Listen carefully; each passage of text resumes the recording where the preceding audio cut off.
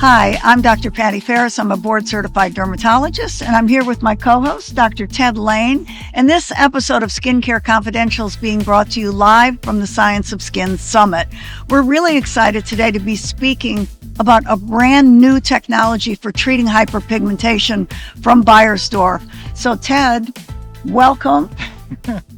And I'm super excited about being here live at the summit and being able to discuss things that are going to be happening right here on site. That's exactly right. We get the opportunity at the summit where the future of skin surfaces to talk about the present and also the future. And what better brand than Beiersdorf to kind of embody that, right? Absolutely. I love this launch for them because, we know treating hyperpigmentation is the bane of the dermatologist's existence. It's a very difficult problem. And as we lost 2% hydroquinone in the OTC marketplace, there was a void there that a lot of consumers had picked up products with HQ in it. We also, as dermatologists, as you know, are moving away from hydroquinone for all the reasons that everybody's familiar with. So this is, I think, one of the most exciting launches in skincare, certainly within the last several years. Oh my goodness. I agree. Definitely the most innovative and sorely needed, as you say. There was a retrospective study on charts that was done by, actually, she was a resident in Galveston a couple of years ago. And she looked at these, millions of charts from insurance data, and she only looked at whether patients were prescribed hydroquinone or not. And those that were prescribed hydroquinone had a higher incidence of non-melanoma skin cancer and melanoma than those that were not. Now, certainly, this is a binary decision, right? And there's obviously going to be a lot more factors involved. But it absolutely raised our awareness of the potential of hydroquinone to do harm. And we know that hydroquinone has been, in Europe, it's been banned. So, and the Europeans usually are ahead of us in America with that safety stuff anyway.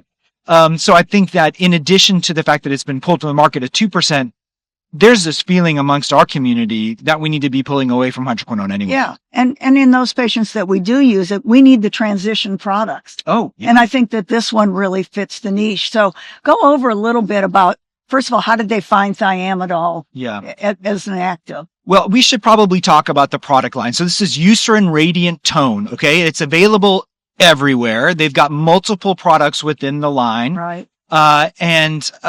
Multiple studies have been done that I'm sure we'll go over, but the active ingredient is novel. It's called Thiamidol.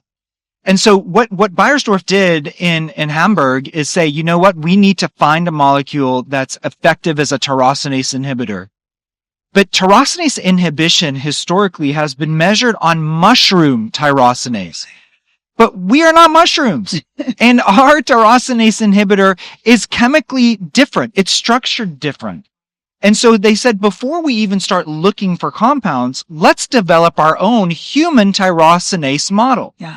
And it took them 10 years, but they did that. Yeah. And I was going to say, this changed the whole paradigm. Right. Because then they screened, if I'm not mistaken, like 50,000 molecules to find the molecule that was the best inhibitor of human tyrosinase. And hence, Thiamidol was born, I guess. That's exactly right. So they did this huge drug screening process, but applied it to pigment lightening ingredients, and they found Thiamidol. And then they said, okay, great, this works in vitro, right? We're seeing some incredible results in vitro in terms of minimum inhibitory concentration of human tyrosinase. And they've got this great graph that they show, Patty, where you see the minimum inhibitory concentration of human tyrosinase for Thiamidol is almost logarithmically different than that for so many other ingredients. And we have to say that we used to think that hydroquinone was a human tyrosinase inhibitor, but they showed that it isn't actually. It's actually toxic to melanotoxic. Thank you. It's toxic to melanocytes. Well, that makes me really second guess. That makes you really nervous. Yeah. As are many other skin lightening agents. They can all be, not all, but many can be melanotoxic. Yeah. So Thiamidol has been studied in so many clinical situations. Maybe starting with some of the studies that were done on post-inflammatory hyperpigmentation, for example, which is a huge problem, especially in our skin of color patients. Sometimes more troubling, I think, on the cosmetic aspect than the things like acne itself. PIH is a huge problem. And when you think about PIH, you have to worry about lightening the lesional pigmentation versus the normal pigmentation. Right. So the haloing effect that we do Exactly. see with hydroquinone. Exactly. And it's a major issue because you get that halo or target effect and it makes things look worse. And what they were able to do was, what Beiersdorf was able to do is show very clearly, with multiple different instrumentation analysis that thiamidol targets the PIH, but leaves the existing tone alone.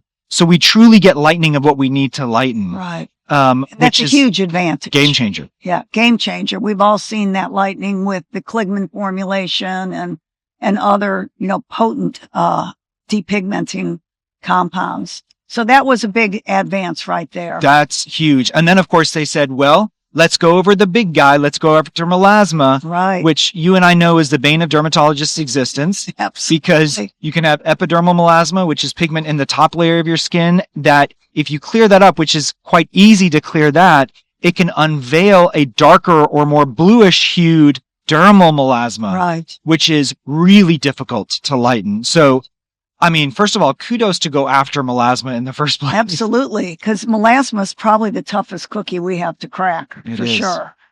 And so they showed, Patty, they did great studies where they looked at, a 2-product regimen versus a 4-product regimen, looking at how do we truly lighten melasma. And they did hemi-face or split-face studies to show, and they compared it to hydroquinone as well. And time after time, they were showing modified Massey improvements after 4, 8, 12 weeks. I was actually surprised, Patty, how fast it worked, because I think they even showed 2-week data. They had very quick uptake. The other thing is they compared themselves to 4% hydroquinone, if I'm not mistaken, and they had parity with 4% hydroquinone without the downside of 4% hydroquinone. That's another huge advantage. Talking about downside, in terms of safety, we really haven't seen anything. This product is incredibly safe. It has a longer half-life in the epidermis, so we know that it's really helping to brighten the skin. But yeah, it's time after time we've seen some great novel improvement in modified Massey. And when we say modified with the Massey, modified means that they removed the Massey is in a melasma area severity index and incorporates multiple different measurements or scores. And one of those that was removed is called homogeneity of the skin. It was such a subjective measurement that caused the Massey score overall to really not be validated. So they removed that from Massey, and that's why it's called modified Massey, because they removed the homogeneity scoring from that. So when you hear modified, that doesn't mean anything besides something good, honestly. In other words, they modified to take out that one parameter. They modified it to make it more clear. Interesting. So I learned something. I always do. Also, I think of interest to our listeners is treating UV-induced pigmentation. And this has been looked at for lentigines. It's also been looked at for UVB pigmentation. So let's talk a little bit about that. Again, this is a huge cosmetic problem. We've got patients with photoaging who are more troubled with brown spots and uneven skin tone than anything. It's really one of the first things you see with photoaging. The data is so compelling to me that I have now incorporated at least the serum, which is used twice a day. Love the serum. In every one of my patients' skincare regimen. Because I'm in Austin. Everybody has UV-induced or PIH or melasma type pigmentation. I'm treating pigmentation no matter what in pretty much every patient. And so I know that the serum applied twice a day does some really good things to improve the appearance of these dark spots or the melasma. And I think if nothing else, that tells you, I mean, luckily we have access to a lot of different products, but I include this $35 product in every regimen. It's such a great price point. I love it. Such a great price point.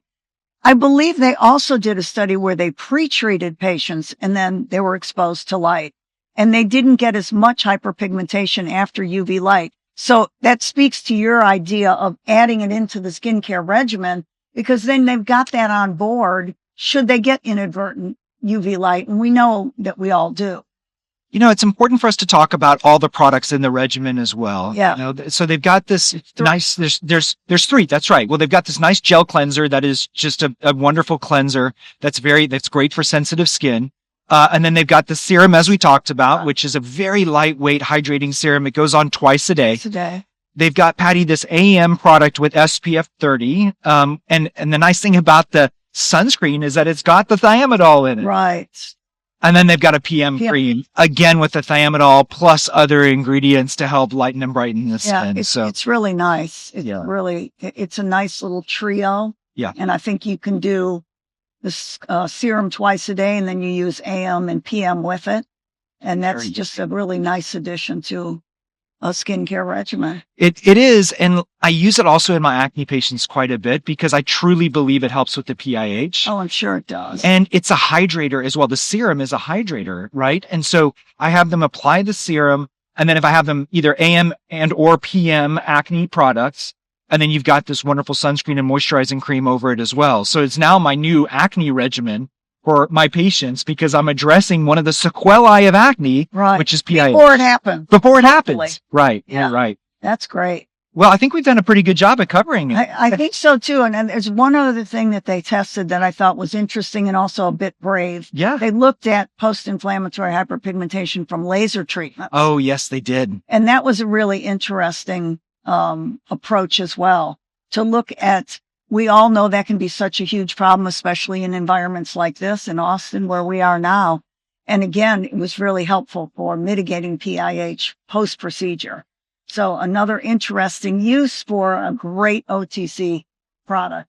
You know, it's interesting. If they had just published the melasma study, for me, that probably would have been enough because it's so difficult to reduce melasma that I would have applied that to other pigmentations. But Beiersdorf spent the money and the time required to invest in showing the derm community and patients that this indeed does work for PIH, whether it's laser or UV or post acne or post procedure. Yeah. So really many places to use it. And another thing they did that I thought was super interesting was they took the Kligman formulation, which is hydroquinone, the retinoid, tretinoin in this case, and the dexamethasone, and they substituted thiamidol for the hydroquinone. I forgot about that. I know. What a great study. That was done in France. Yes. Yeah. I mean, I don't know whether it was an investigator initiated or they did it, but it was genius. Yes. And again, the product worked just as well without the 4% hydroquinone. So I'm so happy you mentioned that study. I think that was Thierry Passeron. It was. It was in France. You're 100% right. So I think there's just so much great data on this. I think it's a very welcome piece of brand new technology into our therapeutic armamentarium. And I think that dermatologists around the country, hopefully that will listen to this, will embrace it and try it in your patients because it's got a lot of applications clinically that I think the dermatologists will really appreciate. You know, and I also appreciate that Beiersdorf took a look at our practice and said, what do patients need? You know, what do dermatologists need to help treat their patients and what do the patients want and desire? And they took a product and met a demand. Instead of trying to produce a demand with the product, right? They did something really smart. And I'm begging the skincare community to keep doing that because that's what we really need. We need to meet demand. Yeah, filling that unmet need is what really makes the cosmetic company come into the dermatologist's office in a meaningful way. Right. So that was a great summary, and I hope that everybody enjoys this episode. If you like Skincare Confidential, please subscribe. Tell all your friends and give us a 5-star rating. We're on all the podcast platforms now. Thank you so much for listening.